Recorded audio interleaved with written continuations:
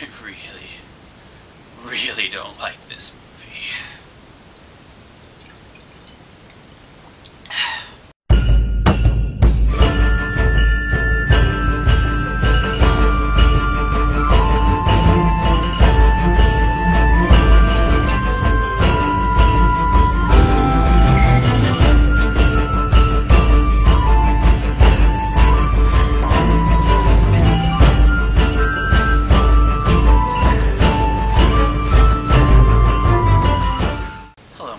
And welcome to the NPC Reviews. Today we'll be taking a look at Dragonlance, Dragons of Autumn Twilight. Time we will never get back. In order to drag my feet on this and delay the actual watching of this movie as much as I can, I do this for you, not just for me. Let me share a little background information about the Dragonlance franchise. Dragonlance was created by Margot Weiss and Tracy Hickman for TSR in 1984 and remains in publication to this day. Apparently, Apple wasn't the only reason. 1984 won't be like 1984. It started out as a series of modules, later to be adapted into novels, and to go further from there into board games, computer games, campaign setting books, etc. It and Forgotten Realms were the most popular shared universes of the 90s, and currently has over 190 novels taking place on the world of Krynn. Even in 5th edition of Dungeons & Dragons, Dragonlance is being brought forward. So with all that, it seems only natural that a movie would emerge from that whirling sea of franchise, right? Well, it did, and with a prominent roster of voice actors to boot. But did it turn out as people would have hoped? No. No, it didn't. Now, without any further ado, unless anybody has any more. Anyone? No? Alright then. I present Dragonlance, Dragons of Autumn Twilight. So the movie begins with death and destruction. Death and Destruction is good, but with a rather bland and uninteresting title. Well, we know where the money didn't go. After the war scenes, the movie takes us to the oppressed town of Solace and the Inn of the Last Home, where a barmaid mops and an old man, who is totally not a wizard, comes in to load us with a bunch of backstory. Since the dawn of time, the gods of light have watched over the world of Krynn from the heavens. They have given us many wondrous gifts, bountiful harvests, moral guidance, and most amazing of all, magical healing. But the gods of light have always been opposed by the Queen of Darkness, Takesis, and her evil allies. In the First Age, she and her dragon armies waged a war to dominate the world. Sigh. In the book, they had a nice battle that quickly summarized the state of Krynn's affairs and let the story get on with itself. And right out the gate, they start getting the lore wrong. Chislov is a nature goddess and neutral, not a goddess of light. I'm sorry. I will try very hard to judge this movie based on its own merits, not as an adaptation. Let's continue. So long story short, Takesis tried to conquer the world. The races, united under the gods of light, won and grew arrogant. The gods punished them, and then the Age of Despair started. After that, we get the first view of our villains, with a bit more exposition. I've destroyed Sylvanesti in the east. Now only the northern lands remain to be taken. But have you located the staff? I've dispatched forces to scour the lands. The staff will be found. Do not underestimate the danger it poses. That staff has the power to reawaken the gods of light. So now we have the actual beginning of the story. Here, the first of our heroes reunite after a long absence of searching. Hello, old friend. Old? Well, you've learned no manners in 5 years. Hoisting me around like a sack of potatoes. Jokes, relationship jabs, and general dwarvenness is exchanged along with the results of the search. I never found any real healing magic, which means it's true. The gods abandoned Krynn 300 years ago. I guess my faith in them was misplaced. But things are cut short when those forces from earlier arrive. Tempers rise, and the first of the uninspired combats ensues. Tasselhoff arrives, and the goblins are dispatched, but Tanis feels kind of bad about it. My human side got the best of me. I shouldn't be so aggressive. Who cries over dead goblins? Really now. After that, the three of them arrive at the Inn of the Last Home and greet their old friends who left. Nice beard. I'm sure it'll look good when it grows in.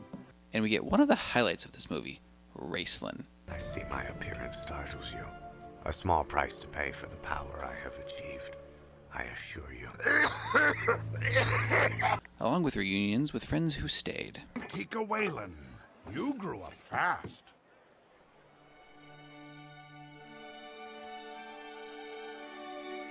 Hey, guy next, Tika's. Close your mouth, Caramon. You look like a cow.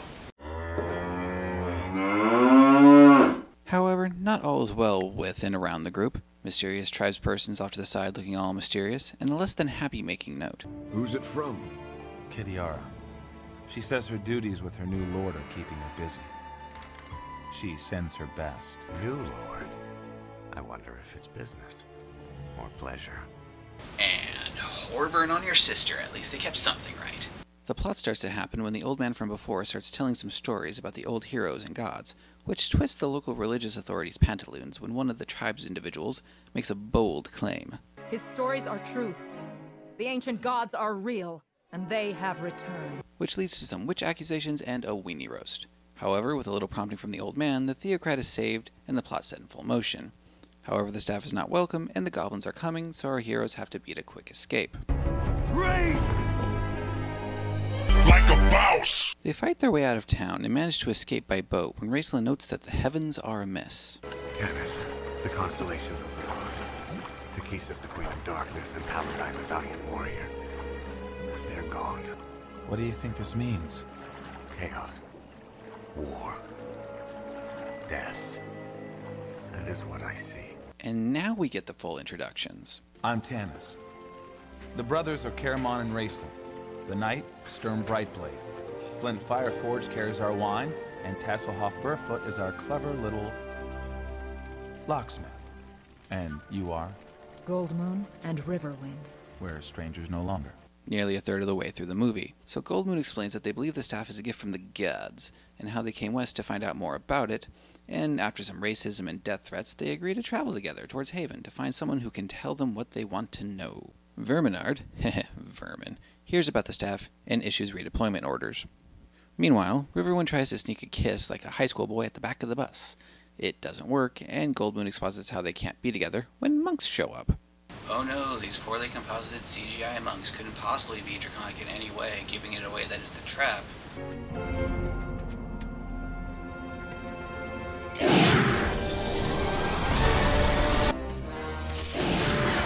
Who could have seen that coming? They fight off the first wave and heal up, but more are on their way, so they flee into some haunted woods. Run away! Run away! They run into some spirits, who then take them to a unicorn, who seems to have some kind of growth. Don't worry, I hear they have an ointment for that now. Hey, where in the forest do you find a unicorn? Near the centaur. The unicorn tells them to take the staff to a place called Zaxxaroth and find the discs of Meshakal, which gains the knowledge and the truth of the gods of light. There's some division in the party, mostly jealousy and racism from Riverwind again, and some doubts from Tanis. With this rise of evil, I'm getting worried about Kitiara. I was thinking about looking for her, but maybe this quest is more important. If you know something, tell me now. In a vision I saw an army overrun Haven, Solace, and the Elven lands. The discs of Meshakal might be the key to destroying such a force. So we should go to Zaxxaroth?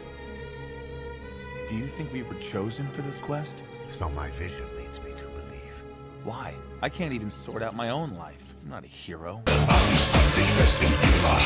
However, they settle on a path and they fly their way out of the forest. They discover the charred remains of Goldmoon and Riverwind's tribe and are appropriately sad, but they quickly continue on.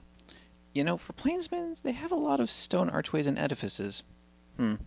Arriving at Zaxxaroth, they ensnare the aid of a local gully dwarf and make their way down into the city. They commence to search for the discs while Raistlin has the gully dwarf search for a magic book. Tanis takes exception to this. So that's why you wanted to come here.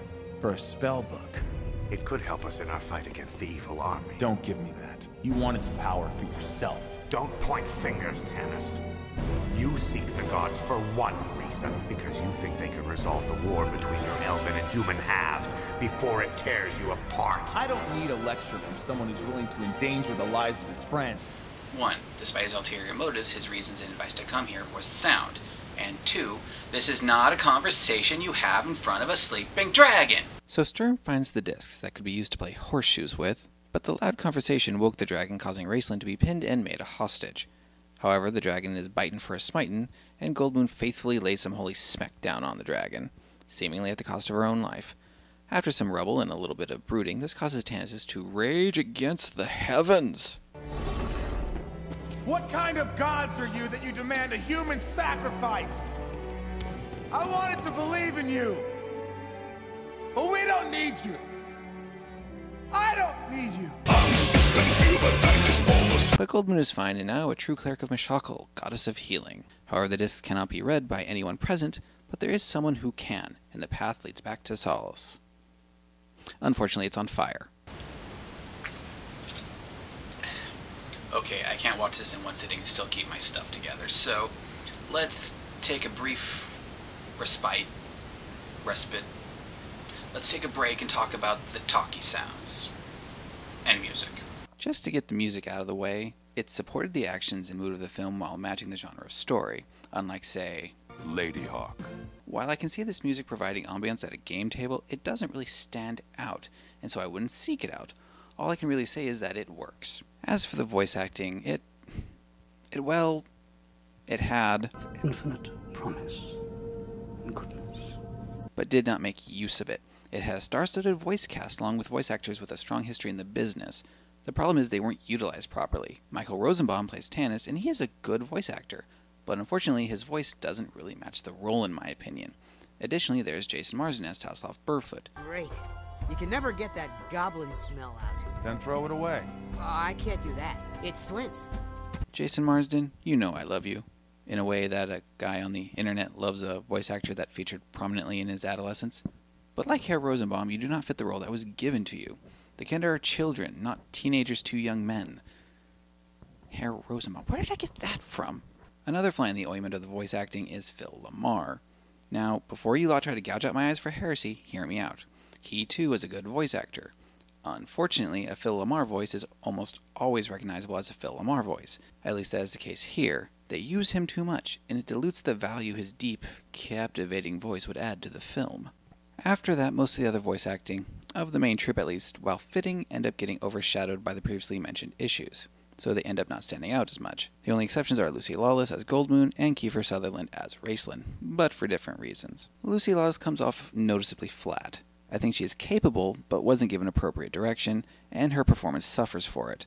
The bright spot of the voice acting, as shiny as the skin of the character he portrays, is Sutherland. His performance of Raceland is solid, gravelly with that note of disdain and vitriolic humor, hitting it right out of the park and leaving it untouched by the rest of the issues plaguing the film's voice acting. So the town is burning and people are being rounded up. But hey, so are the heroes. And to protect the discs, Raceland rolls a successful bluff check. I have cast a spell upon our belongings.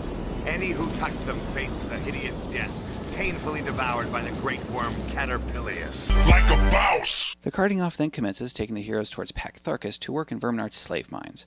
Reunions round 2 happens with Tika and the son of Tannis' mother's husband's brother. What's that make us? Absolutely nothing. Gilthanas, with racism.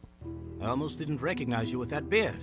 You look human. Goldmoon heals a disarmed man and we get a flashback of the Red Dragon attack on Solace, and some exposition about the Dragonlances from the old wizard from before, Fizban. That's not a name. Quick version.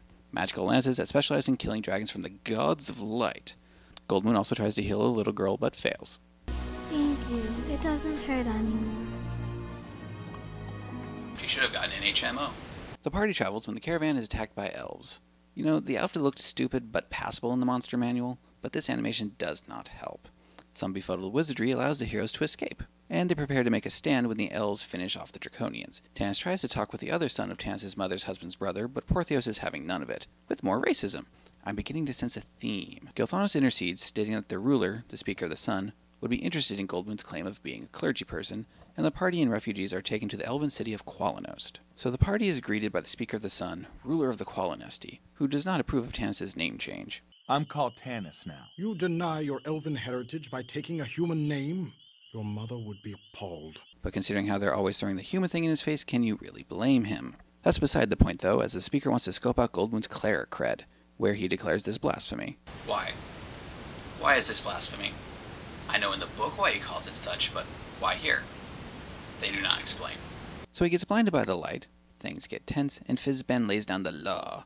After this, the speaker gives some exposition about Verminard and the coming armies, and without the Dragonlances, they have no chance to flee with their women and children. So the party is tasked with causing a slave rebellion in Paktharkis to free some humans and delay the armies. So with some more angst from Tanis, and the group giving their reasons for going, the slaves, finding the one who can read the discs, and unite the peoples, etc., the group sets off. So they sneak into the fortress and find the slaves, but the children are being held by a dragon, so why is it that almost every female not protected by previous character design status is drawn like they're about to pop their top? Except for the one whose tatters are being held in place by luck alone? The hobby has a bad enough reputation as it is. This isn't helping. It's enough to drive a person to drink. Luckily, I'm not one for such things.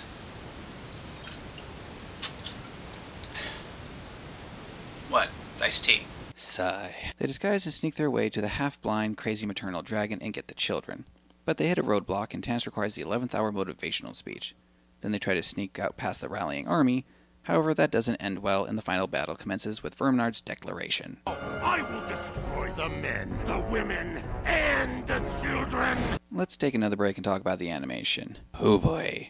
To put it laconically, the animation is bad. What, you want more? Alright, the animation is cheap. Now if they had gotten creative with it, that could have helped alleviate it, but they didn't. It is slow with a minimal frame rate for action, and the swirls they add to the staff and sword swings and other shortcuts only make it look worse. In addition, the animation doesn't always match what's supposed to be happening. Hey look, killing but no blood. Laurana's outfit changed. In the really prime example, Raistlin asks for a... Look for a book with a dark cover, stamped with runes of silver. But is given a red book with bronze runes, and he's like, that's totally what I wanted. Was nobody paying attention to continuity? Throw on top of that the terrible CGI. It doesn't look that great to begin with, and the integration of the 2D and 3D elements fails at the most basic level. They don't even look like they exist on the same plane of existence. They're around each other, not interacting. Goldmoon looks like she's holding air rather than her holy symbol. Drawing an infinity symbol on a circle was too much for the animators? I don't get why they did that. Here's a comparison to really bring it home. This is Zyber 9, A New Dawn, a Fox Kids TV show that uses 2D and 3D elements. It integrates the elements a lot better than Dragonlance. Yes, the CGI hasn't aged well, but when you see the characters sit on a tank or strike a robot, it's visually obvious that they have done so. The elements exist within the same layer. But here's the part to really drive home how poorly Dragons of Autumn Twilight melts its elements together. Dragons of Autumn Twilight, the movie, with its only little better CGI, was made in 2008. An afternoon weekday television series for children from 1999 more skillfully melds its disparate elements than a full-length film from 2008. Just let that sink in. Dragons of Autumn Twilight has been described as being reminiscent of the worst cartoons of the 80s and 90s, but at least those cartoons had the excuse of being made in the 80s and 90s. Sigh. Let's just finish this up. So Verminard makes good on his word and does some killing, much to Takhisis' pleasure, and the heroes cannot save them. Sad face. So with another successful bluff check, they counter Verminard's dragon with another dragon. Some of the heroes take the slaves and discs out of harm's way, while the others stay to face Verminard. A few touching moments ensue, and then the boss fight begins. The twins get taken out quickly, and Sturm gets held in a snaky hug. Tanis and company try to stand strong before the evil clerics might, but... The gods of light have returned to destroy you and your queen, Verminard. Look around you, half-elf. What evidence do you see that the gods of light have come back to the world? Your gods can't save anyone. So Verminard tries to see doubt in Tanis. You'll never win. The gods of light will.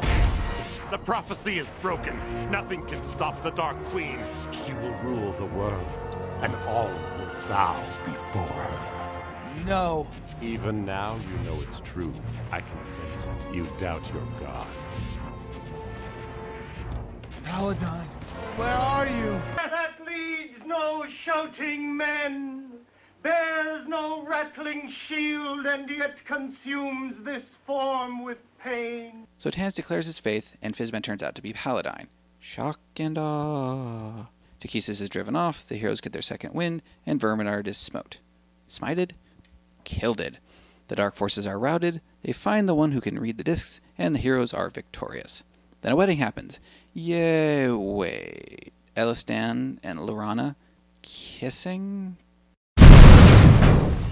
We'll get to that later. So Raistlin gives the tie-in for the next film, and we see Kitiara, who was mentioned earlier, long before we should, and the film finally ends. What can I say about this movie? The animation was terrible, the voice acting was a miss, and if it felt like I was rushing over things, well, they did it first. They crammed too much together, making it less for the fans of the books, and too much for those who hadn't read the books. Great job. As for the writing, Raceland was turned into Mr. Obvious, and Tanis was Mr. Angsty, and the other characters were stripped down and became fairly flat. The women in the film are largely fine. Lorana got stripped of her character moments, but other than that, the women came out smelling like roses. Then there are the men. Raceland, who is supposed to be vitriolic and sarcastic, is fine, but Sturm, Caramon, Riverwind, and Tanis kind of come off as immature teenage boys. Caramon is most concerned about food. Sturm's lack of characterization makes him seem like a wooden jerk. Riverwind tries to sneak that kiss as mentioned, and Tanis, Angsty McAngsterson, is like, Lorana, it won't work. You're too immature. Then, she's more courageous than I thought. Maybe I made a mistake.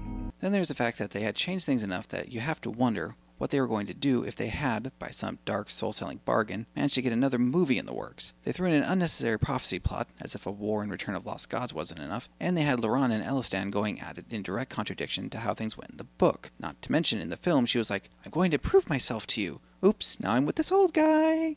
At the end of things, I have no idea who this film was for. The animation dumbed things down so we can't know if it was for younger viewers or older, and the writing alienates new viewers and fans of the books. I think it was best described as Tanis was. Half of one thing and all of nothing. It's over, think Cthulhu. Was this really a proportionate punishment for all my Star Wars jokes? As Ice-T cannot make one drunk, I have to take a more hands-on approach to incapacitating myself, so I hope you enjoyed my pain, and until next time, fare thee well, my lovelies.